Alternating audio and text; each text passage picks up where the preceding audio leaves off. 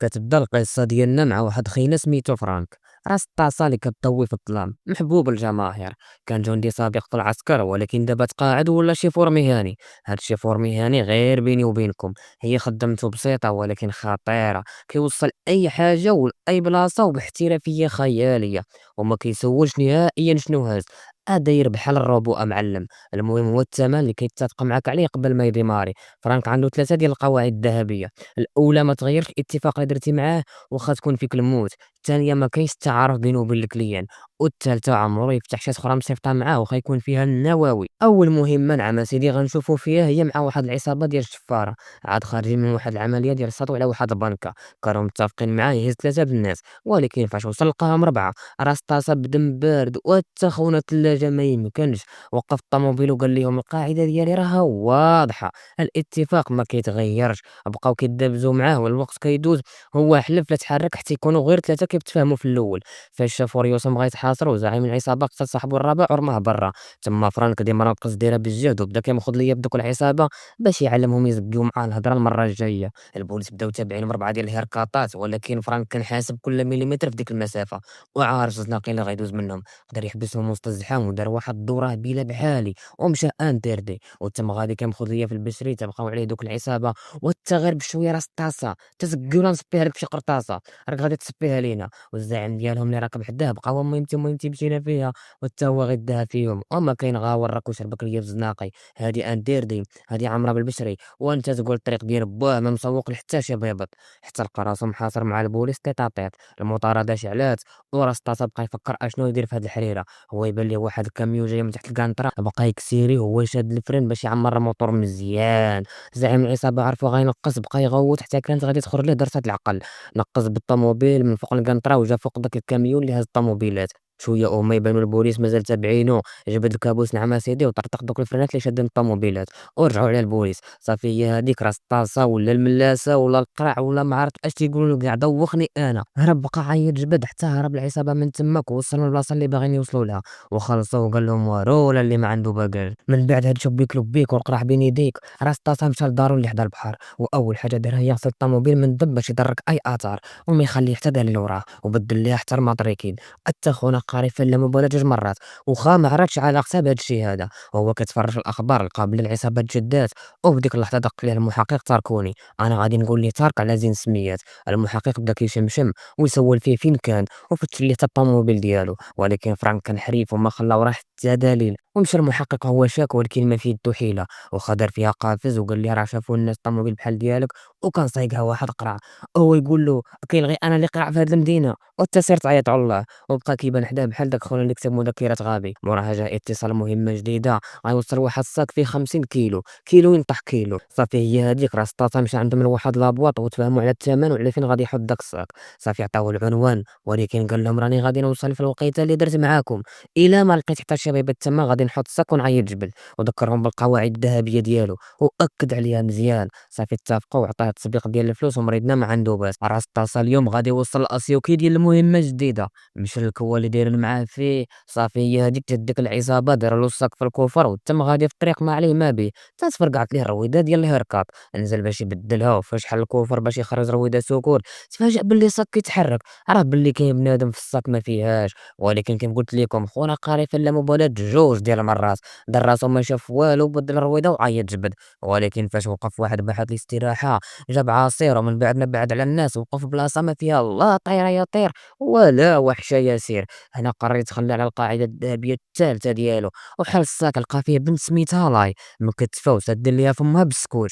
حاول يحل ليها شويه من داك السكوت بالموس باش تشرب العصير. واختنا بالله شافت الموس بدات كتغوت وترعد عليه تما. وقال لها ودي تهبني ما تخافيش المصيبه راه ما غندير لك والو. وتا خونا مفربال جبد عليها موس وباغيه تسكت ليه. صافي زرب عليها دار ليها تقبه بالموس وعطاها لابي باش تشرب عصير ولا رجع لبلاصتها وسط الصاك ورجع يسوق بحال ما وقع والو. من بعد واحد الساعه ديال ما كان البنت بدات كتخبط وكتغوت بجد في الكوفر. وقف حل عليها وقال لها أشنو كاين تما مالك دايرة ليا الأرانة، قالت لي بغيت نمشي للطواليط ولا بغيتي نقضي حاجتي هنا، فكّها وربطها بواحد الكردة بعنقها باش ما تهربش، وقال لها سيري خدي حاجتك لهيه، ولكن عندك دقيقة وحدة. خونا طلع عنده مبادئ، ولكن البنت استغلت ديك الدقيقة وهربت من بعد ما حلت الكردة، راس طاس جرى وراها حتى شدها وقال لها على قبلك صفرت الكعاب خالت القواعد الذهبية ديالي، موراها هزها فوق كتافو ورجع طلع لعند الهيركات ديالو، وتما لقى جوج بوليس واقفين حدا طوموبيلتو، راس تيما من بلا ما يفكر رمى عليهم البنت وخلطهم بجوج حتى غيبو، ودارهم في الكوفر د الهيركات مع البنت، ومشى وصل الصاك للكوى المعلوم، تما لقى واحد صفر الكمارة عطاه الصاك وخدا من عنده الباقي د الفلوس، صفر الكمارة عرض عليه مهمة أخرى وهو راجع، يدي معاه واحد البانيزا ويخلصوا على البريكول بيه فيه، راس الطاسة وافق بلا ما يفكر، خدا ديك الباليزا وتحرك من تماك، ولكن فاش وقف واحد الباحة باش ياكل الطوموبيل تفرقعت كاملة بسبب القنبلة اللي كانت في الباليزا، وراس الطاسة طار في السما بحال الدينار الجزائري، موراها راس الطاسة فهم بلي صفر الكمارة هو اللي بغا يقتلو، رجع للدار صفر الكمارة بحال شي درهم مقطع له الفران، هرس الباب ودخل عليهم، بداو كيتيريو عليه بالقرطاس وهو كيتفادى كلشي بواحد الخفة، قلت راه ما يمكنش أنا نكون ضايع قبل ما نعرف القرع، ونزل عليهم بالضرب ما كاين غير طيح هذا، طاك الضربة هذا، وقال له واحد منهم داك صفر الكمارة فين غادي نلقاه، موراه هز واحد المرسيدس من الكراج وتم غادي مفرفر كيف العادة، وفي الطريق اكتشف بلي صفرة الكعاب مخبية في اللور د الطوموبيل، نزل عندها بقى يعايرها منين طلعتي ليا تاني، وتا خونا ما عندوش مع النعمة صافي، نزل من الهيركات ديالو وخرجها وخلاها في نص الطريق، وتم غادي هو يأنب ضميرو، ولا رجع لعندها هزها وضربها في الكوفر، وفي الآخر داها لدارو وجاب ليها الماكلة وطلب منها تجاوبو على الأسئلة ديالو، ولكن طلع ليه الدم من هضرتها ومشى ينعس، طويلت المعارف بدات كتقلب ليه في البيرو لقات تصاورو بالزي العسكري، وعرفت بلي هاد خونا زايد زيت على ود الفريت، والنهار اللي موراه فقط صفرت الكعاب وجدت الفطور وهو يجي المحقق تاركوني على غفلة باش يزور راس الطاسة، صفرت الكعاب دارت راسها هي الخدامة الجديدة ديال القراع، تاركوني ورا راس الطاسة المطريكي ديال الطوموبيل يصفر قعد البارح، قال ليه بكل ثقة البرويطة ديالي تسرقات ليا ولقيتيني يلاه كنت غادي نجي عندكم نديكلاري، وصفرت الكعاب عاونت راس الطاسة في الكذبة، وقالت بلي هي اللي وصلاتو لدارو بالطوموبيل ديالها، المحقق قال لهم بلي الطوموبيل لقاو فيها جثث ديال جوج بوليس في الكوفر، ولا كانت عندكم علاقة بهاد الشي هذا فراكم غادي تحملوا ما لا يحمد عقباه، راس طاسة قال لي انا ما عندي حتى علاقة بهاد الشي هذا، راني قلت لك المشكل اللي وقع ليا البارح، وقال لهم خاص تجيو لبريكاد باش ناخدو الاقوال ديالكم، وغيرها من تم، يلاه مشى بحالو شي وحدين من العصابة ديال صفر الكمارة، ضربوا الدار ديال راس طاسة بصاروخ، وجبدوا السلاح ديالهم وبداو يتيريو على الدار ديالو، حتى صافي حاولت تيصبيوها ليه ويطيحوا دودة، شد البنت وعيط جبد من تم، يلاه ركبوا في واحد لاسانسور واحد من العصابة ضرب الدار بصاروخ آخر، يلاه نقزوا عاودوا وسط البحر وهي تنفجر الدار كاملة،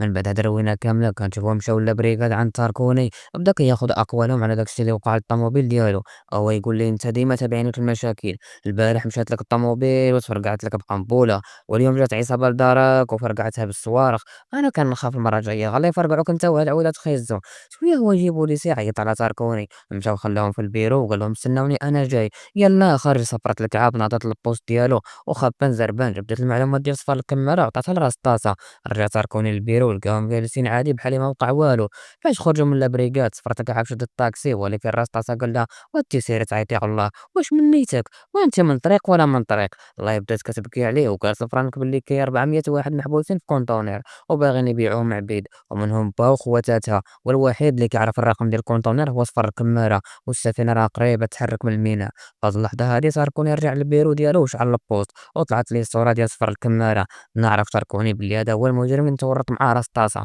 من موراها مشى راس طاسة مع صفرة الكعاب باش يعاونها تنقذ خوتها ودوك الناس من الكونطونير، فهاد اللحظة كيبان صفر الكمارة طالع للبيرو ديالو، مع الدخلة مع شير عليه راس طاسة ودا ليه السلاح ديالو، قال ليه دير ها ولا ها شتي تحبك، جلسوا على البيرو وبين ما هي كتقلب في الأوراق ديالو، سول علاش كنتي باغي تقتلني، قال ليه انت خالفتي القواعد، والقواعد ديالك من الفوق، شنو كنتي كتنتظر مني، صفرت الكعاب قال ليه ما لقيت والو في هاد الأوراق، وانت قول لي شحال هو الرقم ديال الكونطونير، أصفر الكمارة قال ليه هذا راه كتكذب عليك، وباه راه أصلا شريكي في هاد الشي هذا، مع دخل باه راسو مربع بحال ياجورة السيس، هداتو بسلاحة وبغات تصفيها ليه إلا مبغاش يقول ليها رقم الكونطونير، جبد كابوسو حتى هو وشيع على راس الطاسة، قالها تحطي سلاحك ولا نخلي الطاسة بلا راس، حطت السلاح ديالها وهي تعيط عليهم السكرتيرة، قالت لهم راه البوليس طالع لعندكم، صفر الكمارة عيط على واحد نص متر وصيني، غفر لك راس الطاسة وعوج ليه يديه، وصفر الكمارة ضرب القرع طيحو كوما، بيه فيه دخل المحقق تاركوني وقال لهم شنو واقع هنا، اش هاد الروينة هادي، صفر الكمارة قال لي هاد القرع كان خاطف بنت شريكي،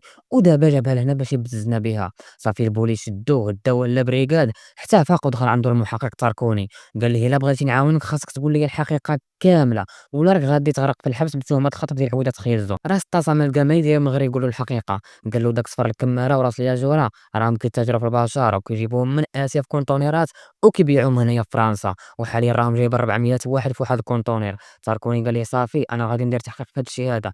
قال لي ما تزيد دير تحقيق تيكونوا ماتوا دوك 400 البشري. تاركوني قال له إذا شنو أنت قادر تحل هاد القضية في 12 ساعة؟ قال له لا أنا غادي نحل القضية في أقل من 12 ساعة. خذ الباب ديال الزنزانة محلول وفهم باللي راه خلاه يخرج باش يمشي ينفذ هاد المهمة هادي. خدا ليه السلاح ديالو وحطو له فوق راسو وخرج قدام البوليس، وتاركوني تيقول للبوليس غير حطوا سلاحكم وخليوه يخرج. خرج من لابريكاد وشد الهركات ديال تاركوني وما كاين غير عيط جبده معلم. وقف واحد الفرماسيان وهو السرناطه ديال الطبيب ولا شاد الطريق حتى وصلوا للمارينا ديال مارسيليا. حل الكوفر على تاركوني وشد واحد الفلوكه وتم غادي يوصل البحر باش يوصل للسفينه اللي عامره بالبشري. هي هذيك وصل لينا وطلع السفينه وجبد السرناطات ديال الطبيب اللي سرق من الصيدليه، وبدا كيقلب على الكونتونير اللي فيها الحس ديال بنادم. ولكن عيا ما يقلب ما لقى والو، حتى كتبان ليه صفرة الكعاب فواحد البيت ديال الزاج. وفي نفس اللحظه بان ليه صفر الكماره كيهضر مع الشيفور اللي غادي يسوق الكونتونير. قال ليه انت سبقنا وحنا غادي نكونوا وراك لتحسبا لاي مشكله.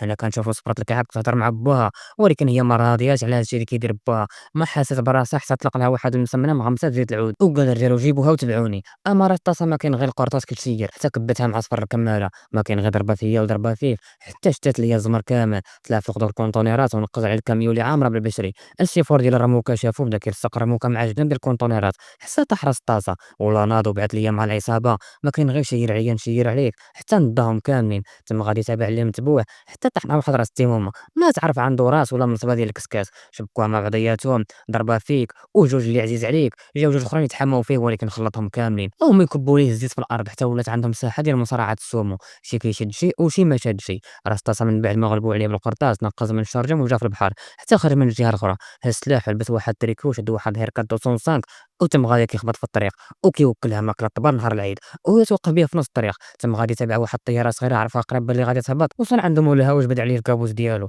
قال له هذا ماشي وقت الكركير، طلع دي ماريا الفيراري. تحركوا حتى وصلوا عند الرموك اللي عامره بشري. لبس الباراشيت وعطاه النمره ديال تاركوني. قال له عيط على هذا وقول له يجي لعندي دابا. طلع من الطياره وبقى طاير حتى وصل للرموكه وطلق الباراشيت على رجل ديال صفر الكماله ومجبد العينين حتى تقلبت بهم الطوموبيل. راس طاسه دخل على الشيفور بواحد كود سيزو حتى جابو في الشبكه ديال زنيتي. مجبد العينين كيتيري عليه وصفر الكماره غفلو وطلع عنده لا كابين. وبقاو ضربه فيا وجوج فيك وصفر الكماره قلب واحد الموندوليو حتى خرج راس طاسه من البربري ديال الرموكه. لصق تحت الرموكه وداك مجبد العينين باقي كيتيري فيه حتى شير عليه بواحد السوارد ديال صايبه جابها في الشيفور. والاسبريس ديال مجبد العينين هربت بهم فوق واحد البيستا. راس طاسه ولا غفل ليا صفر الكماره ولا دخل عليه منين خرجوا. ولاحوا في الارض وركب في الرموكه ووقفها حدا البحر حتى وصل تاركوني واللي معاه. حلوا الرموكه ونقدوا كاع الناس اللي كانت مخطوفه. والمحقق تاركوني شكر راس طاسه على هادشي اللي دار وقال له تبارك الله عليك ما عندي ما يتساعد، قد فمك قد دراعك. حتى لهنا غادي نكونوا وصلنا نهايه الجزء الاول من القصه ديالنا. الا عجبك المحتوى كنتمنى تدعمني بلايك واشتراك ودوزوا عندي الفيسبوك وانستغرام وتسناو الجزء الثاني ديال راس طاسه ونشوفكم في الفيديو الجاي وتهلاو.